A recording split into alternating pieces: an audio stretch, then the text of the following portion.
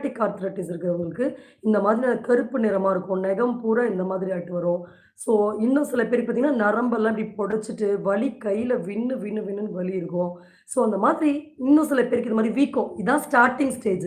இந்த வீக்கம் வரும்போது, நாம சரியான உணவு கட்டுப்பாடு எடுக்காம, இந்த வாதத்த குறைக்காம இருக்கும்போது தான், அந்த மாரியான போன் டிஃபார்மிட்டீஸ் நமக்கு ஏற்படுது.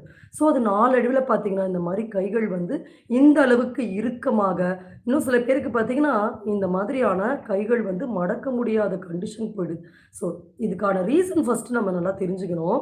ஸோ இப்ப நான் ஒரு பர்ட்டிகுலர் கேஸ் ஸ்டடியோடைய அந்த ரீசன் நம்ம அது அவங்க எதனால இப்படி இந்த அளவுக்கு கை மடங்குச்சு அப்படின்னு சொல்லி இந்த பர்ட்டிகுலர் கேஸ் பத்தி நம்ம பார்க்கலாம்.